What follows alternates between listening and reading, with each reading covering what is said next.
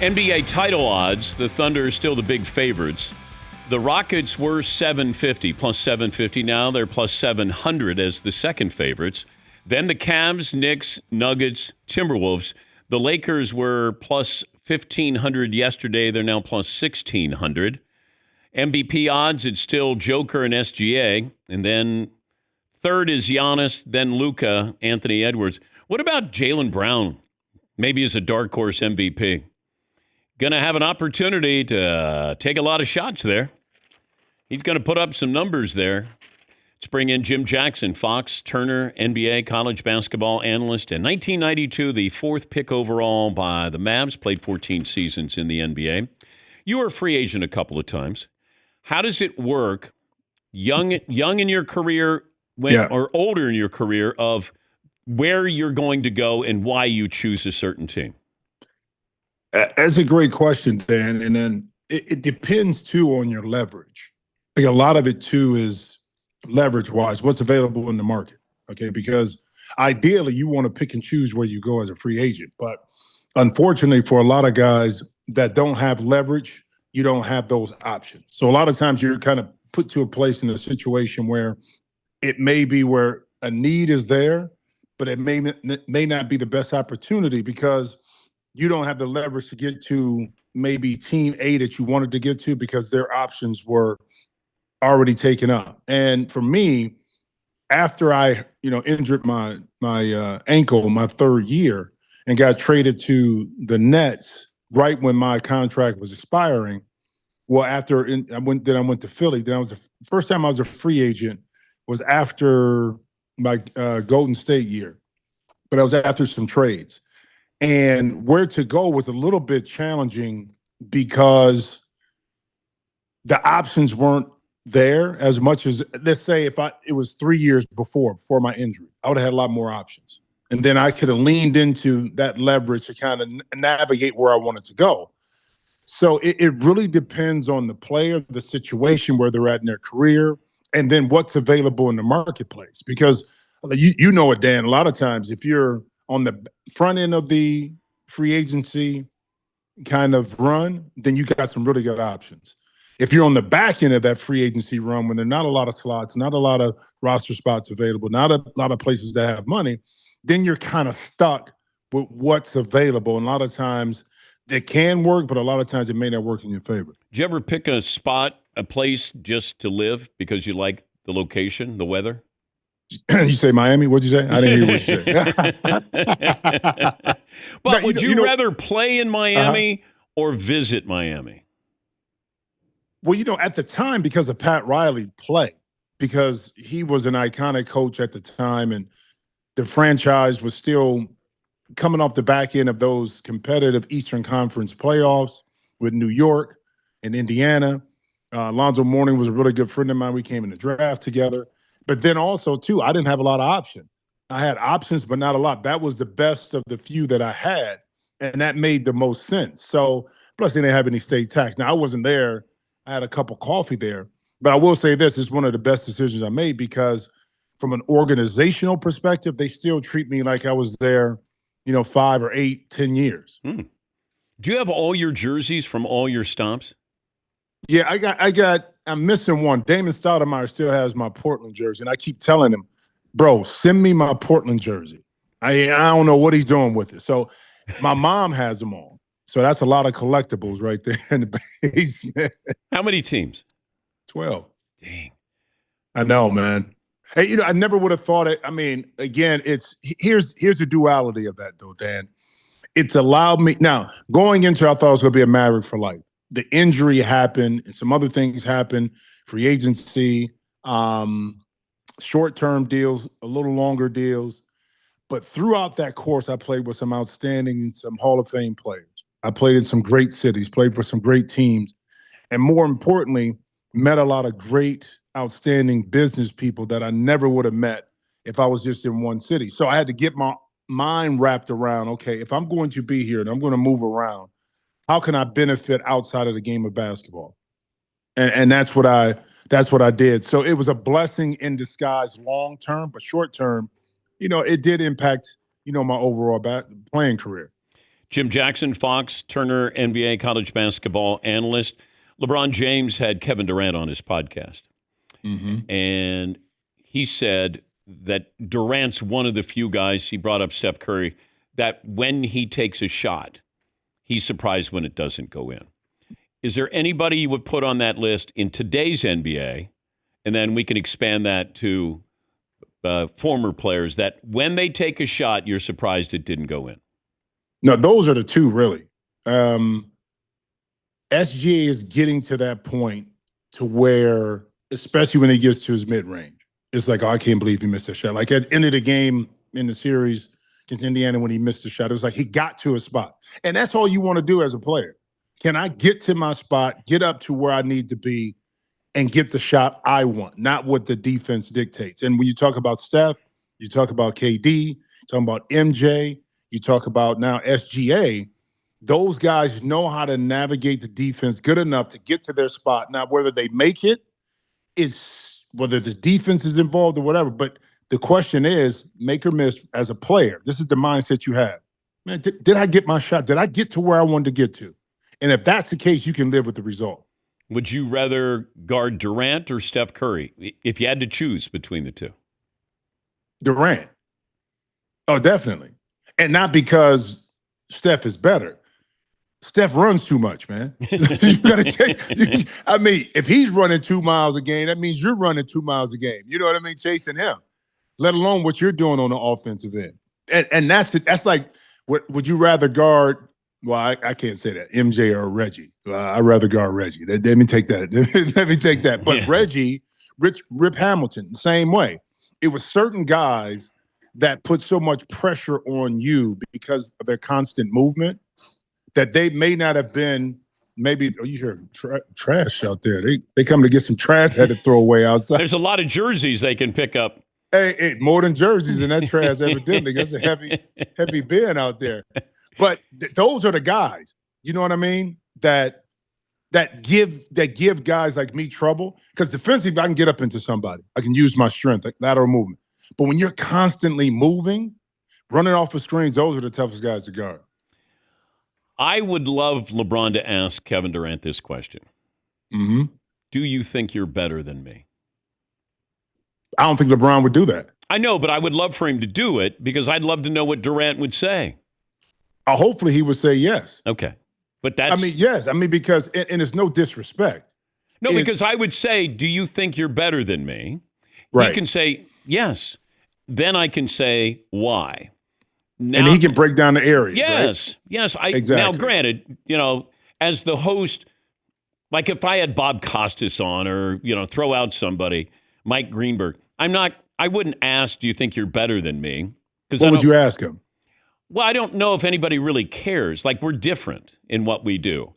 Why? LeBron and KD play basketball. Okay. I mean, that's different. Like play by play. My show and what you do, all those things. Yeah, that's different. Now, that's different. Do I think I'm better than Bob? Yes. At certain things, and then he's better than me at certain things. But, that's not interesting to the audience. But KD and LeBron, like when I asked Steph Curry, this is probably 10 years ago, and I said, do you think you're a better offensive player than LeBron? And he said yes. And it went viral. People went crazy. And I'm going, it's not crazy. But, Steph says he's better than LeBron offensively. I would just love to know if KD would say, this is why I'm better than you. And I would love to have that discussion because then KD's going to say, do you think you're better than me? And then you turn it around and you go, why?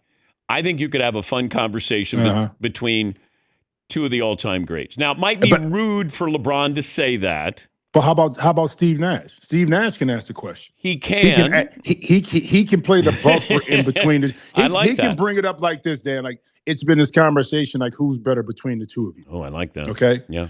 And KD, I'll start with you. If you think you're better than LeBron, then why? Yeah. And vice versa. Ooh. And now you got this engaging conversation that's not started by LeBron, but it's a mediator in between, which is Steve Nash. And he sparks that conversation. I like that. I'm going to give you applause with that. Nobody, that's what you have else another is guy giving you for. applause. Wait. I know, nobody else. Nobody else. Marvin. Hey, I'm used to it. There's only one person. That's my mom giving me an applause. I'm used to that. What is LeBron getting at, or Rich Paul getting at, where they're talking about we need to win now for LeBron? Well, it's true in some aspects because he's at the back end of his career, and you put a lot of pressure on Rob Pelinka and management. Now you got new management coming in, but they have to make some moves and they got to spend some money to do it. Yeah. And that's the thing, because now you got all this influx of new money, new ownership. And if you want the Lakers, you want the Lakers to continue to be kind of a marquee franchise, you got to spend some money. Look at the teams that have won NBA titles. They spent money. Now, OKC is a little bit different because they built theirs organically and didn't have to have a big salary cap and payroll because a lot of the guys were young. But from the perspective of Golden State, of Milwaukee, teams like that now are Boston, that were in that first apron or now the second apron, you had to spend some money. You had to go out and overpay to get talent to win it. And then once you win it, you can reevaluate where you want to move to the future, because that's what Boston is doing right now. Boston is basically on a salary dump. Yeah. They're trying to get underneath that $230 million threshold. So to give him some leverage, a couple years down the line. NBA MVP odds for next season. Mm-hmm. Joker and SGA. Yeah. Then it's Giannis, Luka, Anthony Edwards. Who would you take? I think SGA is going to be the front runner. Again, Jokic. It's tough to go back to back. But as Jokic, Bird did it. Moses Malone did it. Steve Nash did it. And Steve Nash didn't win the title, but they had the best record, one of those years. I think Luka. I think it's Luka's. You think it's Luka in LA? Because he's gonna. Okay, we've given it to Joker 3 times. SGA just won. They don't like to do that again. Maybe it's Giannis with a different roster there. He put up incredible numbers. I don't see Anthony Edwards, but I think Luka in shape, high profile team. And now all of a sudden, like he hadn't won an MVP. Refocused. It feels like this sets up for Luka to be your MVP. Well, refocus Luka. Yeah. A more definitive, focused. I got in shape. I stayed in shape, because remember, Luka came into camp in shape. And that means the Lakers are winning. Okay, from that perspective, they're right in the hunt. See, all those things I think factor in when you start talking about MVP. And Luka, and this may be what happened with the trade. Long term, may be the best thing for Luka, because I believe, and as he should, he probably felt untouchable in Dallas. He can do whatever he wanted to do in Dallas, that they weren't going to trade him.